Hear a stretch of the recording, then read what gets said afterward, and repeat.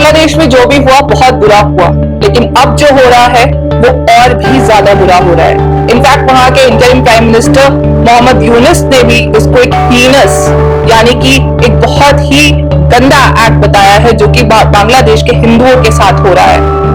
बांग्लादेश में हिंदुओं को चुन चुन के टारगेट करके मारा जा रहा है। 7 लाख से ज्यादा हिंदू इसी बात को लेकर सड़क पे भी आए, उन्होंने प्रोटेस्ट भी किया और यूएस और यूके के भी हिंदू एक साथ आए और उन्होंने प्रोटेस्ट किया, लेकिन अभी तक उनका संहार कायम है। In fact in a latest incident, some 1,500 Muslims attacked a Hindu family and raped the daughter and the wife while they killed the man of the family. I'm joined here with Major Pawan Shaurya Chakra, who is very vocal about nationalistic issues. He's an ex-army officer. Of course, he has to be a nationalist. And Bangladesh में जब से 5 अगस्त से शेख हसीना भाग के हमारे देश में आई हैं, हमारे देश में उन्होंने शरण ली है।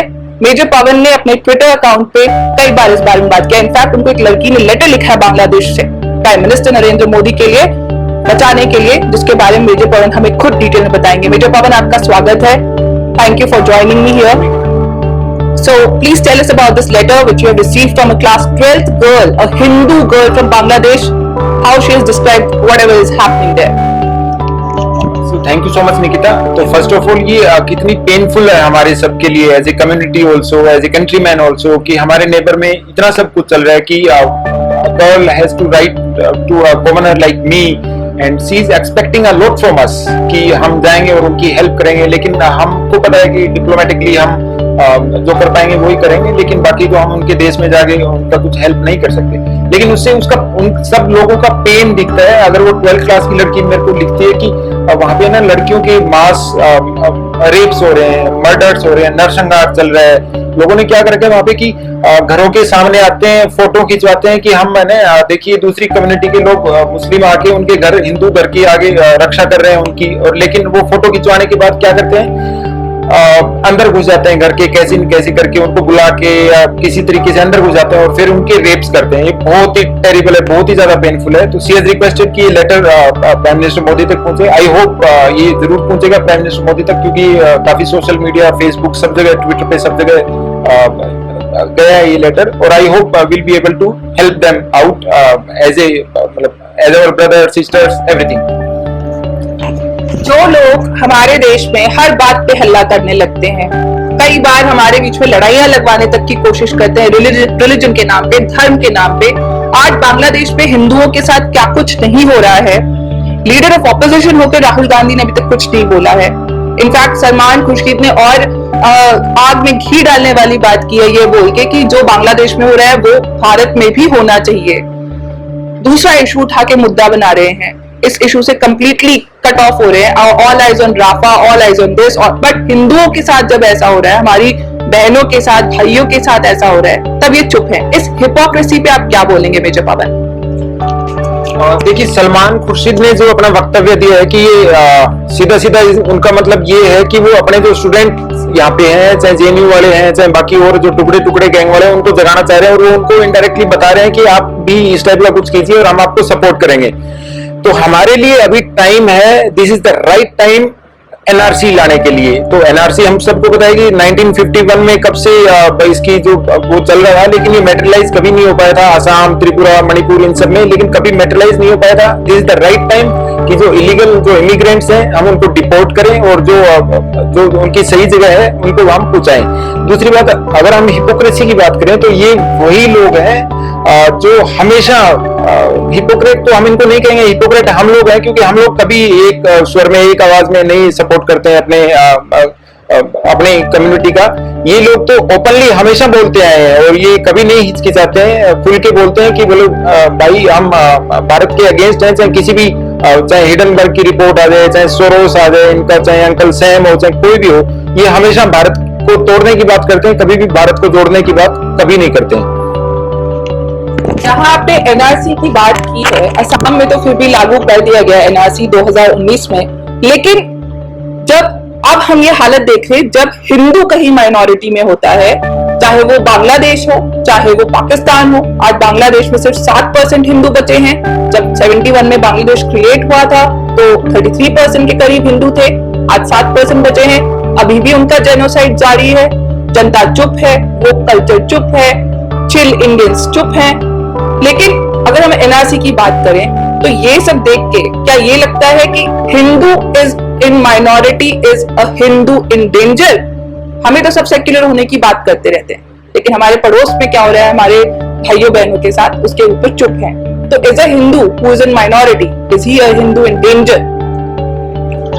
So this is absolute truth and this is a universal truth. Whatever you are saying कि अगर माइनॉरिटी में होंगे हिंदू तो एब्सोल्युटली एक्सटिंक्ट हो जाएंगे। अगर टाइम के साथ जो मेजोरिटी जहाँ पे है, अगर उन लोगों ने वहाँ पे माइनॉरिटी जहाँ पे हिंदू हैं, अगर उनको सपोर्ट नहीं किया, डिप्लोमेटिक लेवल्स पे प्रेशर नहीं बनाए, तो एक्सटिंक्ट हो जाएंगे वो, बिल्कुल। और मेजर पवन, अगर हम इस चीज पे बात करें, काफी लोग ये कह रहे हैं कि प्रधानमंत्री नरेंद्र मोदी, क्योंकि हर चीज तो प्रधानमंत्री नरेंद्र मोदी पर ही आता है फाइनली। ऑपोजिशन पावर में होना चाहती है पर कोई डिसीजन नहीं लेना चाहती देश के हित पे। कुछ अच्छा हो तो उसको इग्नोर कर देते हैं ये लोग, कुछ इनॉग्रेट करना हो तो एब्सेंट हो जाते हैं, चाहे वो राम मंदिर हो, चाहे वो जीएसटी सेलिब्रेशन हो, कुछ भी हो। लेकिन जब भी कोई प्रॉब्लम हो उसमें हमेशा इनके हिसाब से प्रधानमंत्री नरेंद्र मोदी जिम्मेदार है। अब ये कह रहे हैं कि हिंदुओं के साथ जो भी हो रहा है, बांग्लादेश से जो हिंदू है उनको यहाँ पे आना चाहिए, उनको यहाँ पे बुलाना चाहिए हमारे देश के प्रधानमंत्री को। लेकिन इश्यूज हैं बॉर्डर पे जो कि हर किसी के बस की नहीं है समझने की। We have sensitive borders, so what are the issues involved major Pavan, and what should be done? Should the Hindus be called here? जिस तरह से हमने शेख हसीना को यहाँ पे शरण दी, क्या उन्हें भी हमें बुलाना चाहिए? देखिए, जो लोग बॉर्डर्स पे हैं, अगर जो लोग बॉर्डर्स पे हैं और डेस्परेट हैं यहाँ पे आने के लिए, तो उनके लिए एडहोक अरेंजमेंट हमको एब्सोल्युटली करना चाहिए। बाकी गलत ट्रेंड नहीं सेट करना चाहिए, क्योंकि जो इंडिया के अगेंस्ट जो लोग कंस्पायर कर रहे हैं वो सोचेंगे कि they have succeeded in their plans, they are succeeding in their well designed plans. So हमको गलत ट्रेंड सेट करने की जरूरत नहीं है। कोशिश करनी चाहिए डिप्लोमेटिक लेवल्स पे पैसे डाल के कि उनको वहीं पे जो सिचुएशन है उसको स्टेबलाइज किया जाए और उनको वहीं पे वो जो उनकी मातृभूमि है, जो उनकी जगह है, वो वहीं पे रहें पीसफुली। हाँ, मतलब ये तो वहां पे ये भी बातचीत हो रही है कि शेख हसीना खुद वहां वापस जाएंगी। यूके में उम्मीद थी कि उनको शरण मिलेगी, जो कि उनको शरण नहीं मिली है, तभी तो ये बातचीत हो रही है कि वो वापस जाएंगी। लेकिन इस बीच में वहां के जो अंतरिम प्रधानमंत्री हैं मोहम्मद यूनुस, उनका स्टेटमेंट आ चुका है कि शेख हसीना को शरण देने की वजह से भारत और बांग्लादेश के रिश्ते खराब नहीं होंगे। और एक पॉजिटिव डेवलपमेंट ये भी है मेजर पवन की नेपाल का भी मैसेज आ चुका है कि हम अपने देश में इंडिया के अगेंस्ट होने वाली किसी एक्टिविटी को नहीं पनाह देंगे। शेख हसीना का भी ये स्टेटमेंट आया था कि यूएस की वजह से वहां पे ये टर्मोइल हो रहा है, क्योंकि उनको उनका सेंट मार्टिन आइलैंड चाहिए था। तो ये जो देश है, they are loyal to India. What do you have to say to this? So loyalty, if we talk about international relations and loyalty, तो इनकी loyalty हम मतलब we cannot take it as a guarantee because they talk जैसे US बोलता है ये उसी हिसाब से बोलेंगे। स्पेशली मोहम्मद यूनुस, हमको सबको पता है कि उसको किस हिसाब से नोबेल पीस प्राइज मिला था और whom he is working for, और अभी कैसे उसको राइट टाइम पे वो लेके आ गए, हेड ऑफ द स्टेट बना दिया बांग्लादेश का। सो जो डिप्लोमेटिक्स, हमारी जो डिप्लोमेसी है वो जैसे बांग्लादेश ने, अगर मोहम्मद यूनुस ने बोला है कि भाई जैसे पहले रिलेशंस थे वैसे रहेंगे, वैसे नहीं रहेंगे रिलेशंस। हमको एक हार्डर लेसन है हमारे लिए। वैसे तभी रह सकते हैं जब ये वहाँ पे जो माइनॉरिटी जो हिंदूज हैं, अगर if you are able to save him. As of now तो मोहम्मद यूनुस की टेक ओवर करने के बाद भी Bangladesh police and Bangladesh army is also involve in the entire thing, whatever is happening in their. Not just involved, it is a known fact now that Bangladesh की army chief, the one who has taken over, Sheikh Hasina के relative थे और शेख हसीना का participation था उनके चयन में। Major Pawan, thank you so much for joining me here today. Time is very short. This is not good enough time. Wasn't good enough time to discuss how important it is right now that the safety of Hindus should be taken care of in Bangladesh. How important it is that we should all speak up together. Quickly, please share your message for all the Indians, everyone, all the religions, that why what is happening in Bangladesh is wrong, why it is important that like US and UK Hindus, we should also unite and help them survive this situation. तो इसमें सिर्फ हिंदुओं को ही आगे नहीं आके बोलना चाहिए कि सेव हिंदूज ऑफ बांग्लादेश। हम सबको, सारी कम्युनिटी को, क्योंकि हम यहाँ पे पीसफुली कोएग्जिस्ट कर रहे हैं सारे के सारे। सारे लोगों को, हिंदू मुस्लिम सिख ईसाई कोई भी, हम सबको एक साथ आके खुले तौर पे बोलना चाहिए कि सेव हिंदूज ऑफ बांग्लादेश। क्योंकि जब हम पैलेस्टीन में, अगर आप लोग बोल सकते हैं कि सेव मुस्लिम्स ऑफ पैलेस्टीन, तो यहाँ पे हम क्यों नहीं बोल सकते सेव हिंदूज ऑफ बांग्लादेश? हम सबको इकट्ठा होना चाहिए। इसमें धर्म की या रिलीजन की कोई बात ही नहीं है, कोई कम्युनलिज्म की बात ही नहीं है। आप सेकुलर रखो अपना साइड में, सेकुलरिज्म रखो साइड में। अभी तो वहां पे जो लोगों को मारा जा रहा है, तो हम सबको खुल के बोलना चाहिए। अगर आप नहीं बोल रहे हैं तो आप मतलब जीने के लायक नहीं है, मतलब आपके अधिकार ही नहीं है। आपको पता नहीं क्या, ये एकदम ही गलत है। हम सबको खुल के बोलना चाहिए एक स्वर में। बिल्कुल major Pawar, thank you so much for joining me and for everyone who is listening to us here today, secularism is not just meant for India. Everybody, rules are the same for everyone, if rules are there at all, which I doubt. If we are secular, then other countries also with different religions have to be secular.